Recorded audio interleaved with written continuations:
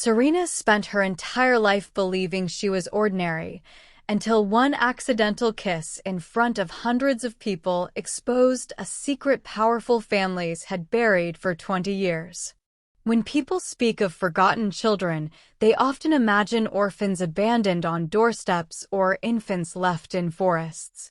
But sometimes, the cruelest kind of abandonment happens inside a loving home. Sometimes, a child can grow up surrounded by family and still spend her entire life feeling invisible. That was the story of Serena Ashbourne. From the outside, the Ashbourne family looked perfect. They were one of the oldest noble houses in the Western Territories. Their estate overlooked rolling green hills and silver lakes. Their name carried respect in every corner of the kingdom.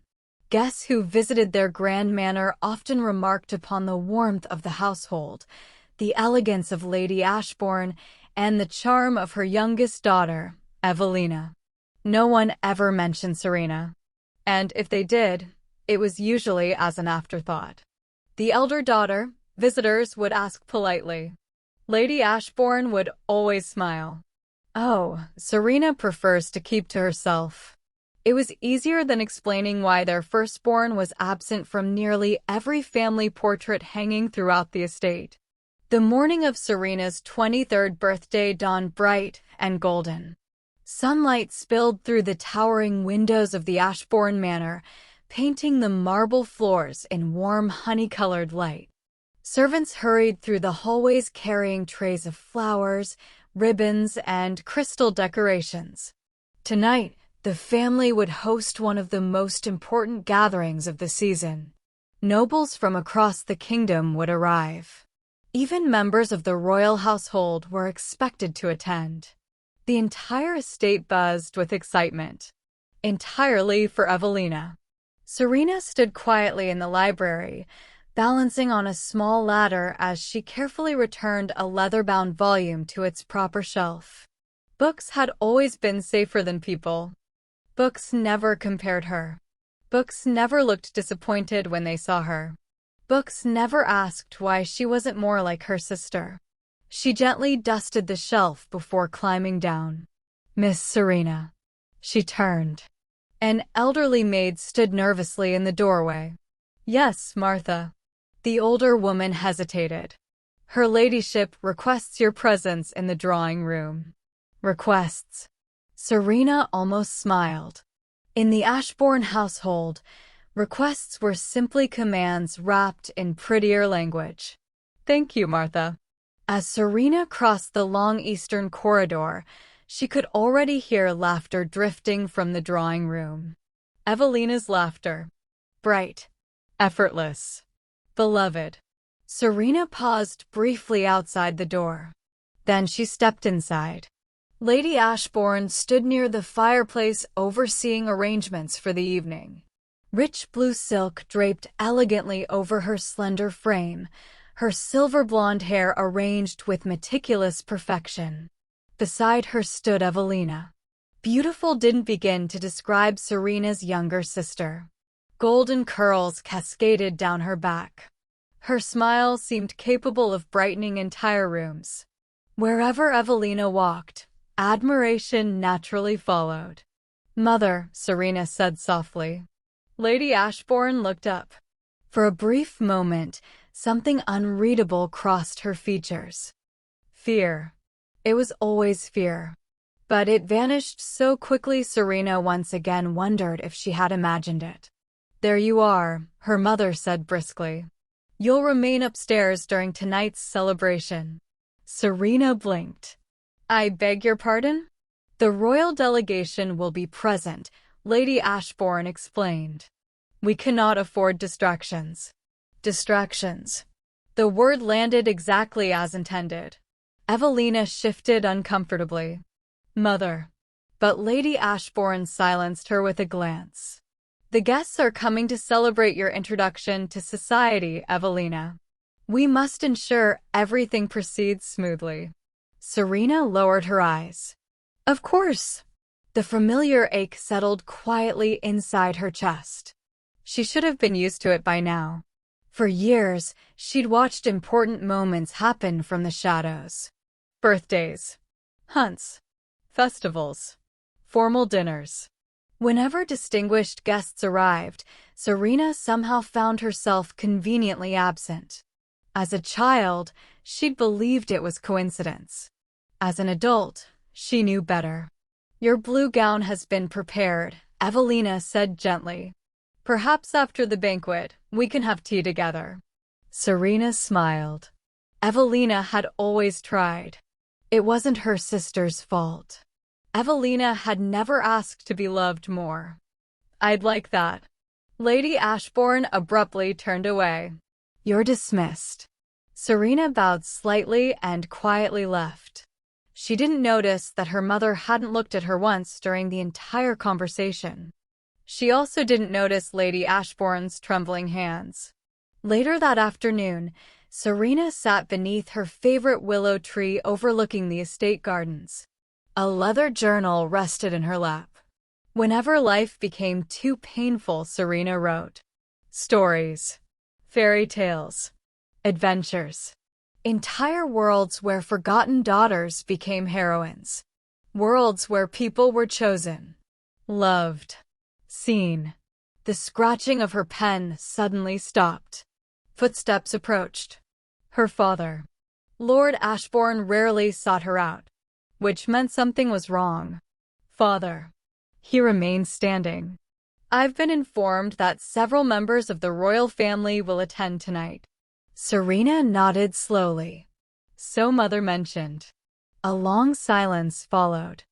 Her father looked strangely uneasy. "Under no circumstances are you to approach the future Alpha." Serena frowned. "I wasn't planning to." "Good." He turned immediately to leave. "Father." He paused.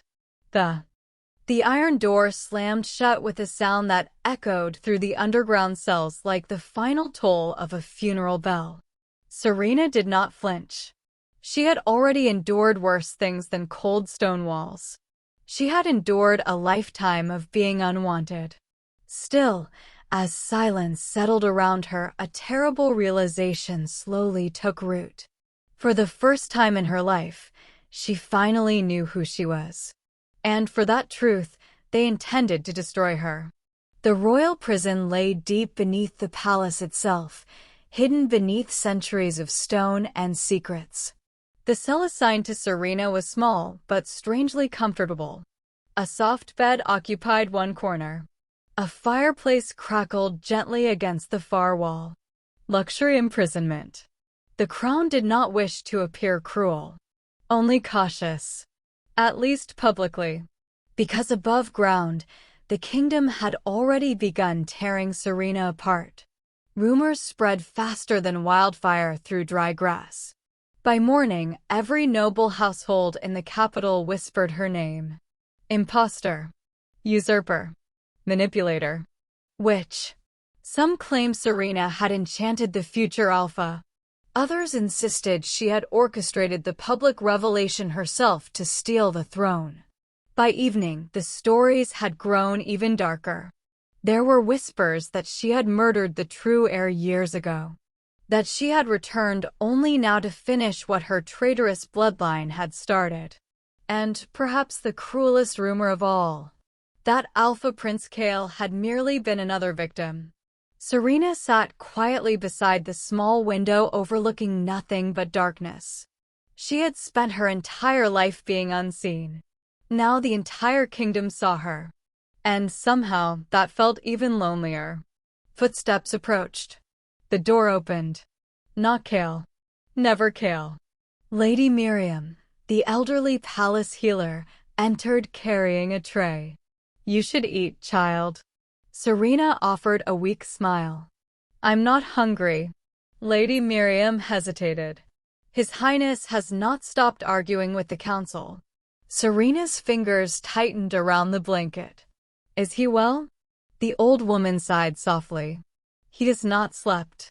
Pain pierced Serena's chest, because she knew exactly why. Above them, within the royal palace, Kael stood before the council chamber doors for the third time that day. And for the third time, he was denied entry. "You cannot see her, Your Highness." Kael's golden eyes flashed dangerously. "Move." The guards remained motionless. "The king's orders." Silence stretched. Every instinct inside Kael demanded he tear the doors from their hinges. His wolf certainly wished to, but force would only worsen Serena's position. So instead, he turned away. Barely. His fists remained clenched long after he reached his private chambers. She was alone, terrified, surrounded by enemies. And he could do nothing. No, not nothing. Someone had hidden Serena for 23 years. Someone had ordered her family to remain silent. Someone had spent decades ensuring the truth never surfaced, which meant someone had everything to lose. Kael intended to find them. The investigation began quietly. At first, old servant records, birth registries, guard rotations, household ledgers, anything connected to the attempted coup 23 years earlier. The official history was simple. The former royal bloodline had attempted treason. The rebellion had failed. The infant princess had died during the chaos. Case closed. Except Kael had learned something important from Serena. People who lie rarely stop at one lie. And the deeper he dug, the more impossible the official story became. Witness testimonies contradicted one another. Dates had been altered. Entire pages had been removed from palace archives. Some records appeared rewritten. Others had vanished completely. It was as though someone had systematically erased history itself. Then witnesses began disappearing. The elderly nurse who had delivered the royal heir 23 years earlier vanished from her cottage. A former palace guard died suddenly before Kael could question him. A scribe assigned to the archives disappeared entirely. No body. No explanation. Nothing. Kael finally understood. Someone knew he was investigating. And they were terrified. 3 nights later, someone tried to kill him. Kael had barely stepped into the eastern courtyard when instinct saved him. His wolf roared. Kael moved. An arrow struck the stone pillar exactly where his heart had been seconds earlier. Another followed. Then a third. Assassins.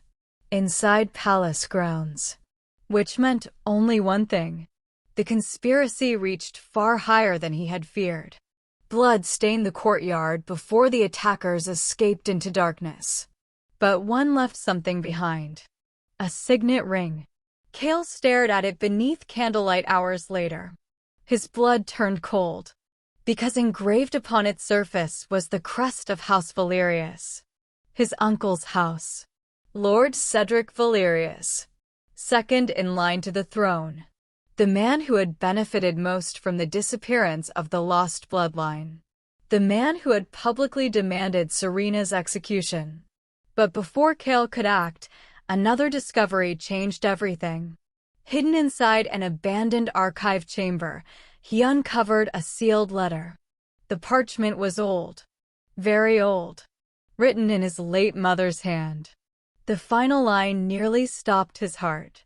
If Alara survived, she will never abandon her daughter.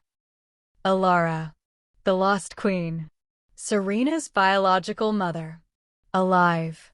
Possibly. Kael read the line again. And again. For 23 years, the kingdom had mourned a dead queen. But what if she had never died? What if she had been forced into hiding? What if she was still out there? Waiting? Kael looked toward the prison tower. Everything was about to change. The rescue happened beneath the cover of rain.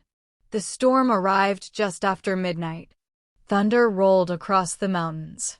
Lightning split the sky. Perfect. Kael entered Serena's cell himself. She stared at him. For several heartbeats, neither spoke. Because seeing him hurt. Seeing him reminded her of everything she stood to lose. "You came," she whispered. Kael crossed the room in 3 strides. Then stopped. So close, yet not touching. I should have come sooner. The raw guilt in his voice shattered something inside her. Kael. No. His voice broke. They locked you away because of me. They locked me away because someone fears the truth, Serena corrected gently. Their eyes met. Neither looked away. I found something, Kael said quietly. Your mother may still be alive. Serena forgot how to breathe. They fled before dawn. For days they traveled through forgotten mountain roads and abandoned hunting lodges, following clues hidden within old letters. For the first time since the festival, they were alone. Truly alone. No guards. No councils. No expectations. Only two people carrying impossible burdens. One evening, sheltered within an isolated cabin deep inside the Frostwood Forest, Serena stood beside the window watching snowfall drift softly from the sky. I used to dream about this, she confessed quietly. Kael looked up. A cabin in the woods? She laughed softly. No. She turned. A life where I belong somewhere. Silence. Then Kael crossed the room. You belong with me. Serena's eyes filled with tears. You don't know that. I do. His voice was unwavering. I knew the moment you kissed me. She smiled sadly. One kiss destroyed everything. Kael gently brushed a loose strand of hair from her face. No. His voice dropped. It revealed everything. For a long moment, neither moved. Then Serena whispered the truth she had feared for weeks. I'm terrified. So am I. Of losing the throne? Kael shook his head. Of losing you. Something inside Serena finally surrendered. She stepped closer. So am I. This time, when Kael kissed her, there was no audience. No prophecy. No politics. No secrets. Only love. And for one perfect moment, the world disappeared. It returned violently. Because the official engagement ceremony arrived 3 days later. Before the entire kingdom, Kael was expected to formally accept Lady Isolde as his future mate. The grand ballroom glittered with gold and crystal. Nobles filled every seat. The king sat upon the raised dais. Lord Cedric stood beside him, smiling, confident, victorious, until the doors opened. Gasps swept through the ballroom. Serena had returned. And she was not alone. Beside her walked a veiled woman. The entire room fell silent. The woman removed her veil. The king went pale. Lord Cedric staggered backward. Because standing before them was Queen Alara. Alive. 23 years older. But unmistakable. Chaos erupted. Alara's voice rang across the chamber. Your brother betrayed the crown. Every eye turned toward Cedric. The truth poured forth. The coup had been staged. Cedric had orchestrated everything. He had attempted to murder both queen and child to seize succession. He had hidden behind lies for decades. And now, exposed, he chose violence. Seize them. Cedric roared. Steel sang. Guards drew swords. The ballroom exploded into chaos. Kael stood before Serena. As fighting erupted around them. Then, before the entire kingdom, he removed the royal heir's crest from his uniform. Gasps echoed. I renounce my claim. The room froze. Kael looked only at Serena. If protecting her costs me the throne, then I surrender it willingly. Silence. Generations earlier, men had chosen power. Chosen pride. Chosen crowns. Kael chose love. And in doing so, he broke the final chain binding the kingdom to its past. When the fighting ended, Cedric was arrested. The conspiracy collapsed. And Queen Alara publicly presented proof of Serena's birth. Before nobles. Before commoners. Before the entire kingdom. Serena Ashbourne was declared what she had always been: the rightful royal heir, the lost princess, the true future queen. Later, as dawn painted the palace balcony in soft gold, Kael stood before Serena. No secrets remained. No lies separated them. No crown stood between them. "May I kiss you?" he asked softly. Serena smiled through tears. "You never needed permission." Before the entire kingdom gathered below, Kael kissed her. And this time, nothing was exposed, because there was nothing left to hide. Epilogue. 1 year later. The palace no longer felt like a fortress. Children's laughter echoed through its halls. Humans and shifters dined together. Old divisions faded. King Kael and Queen Serena ruled side by side, not through fear, but through truth. And tucked safely inside the royal nursery slept twin children who would grow up knowing something their parents had learned the hard way. Love was never the kingdom's greatest weakness. It had always been its greatest strength.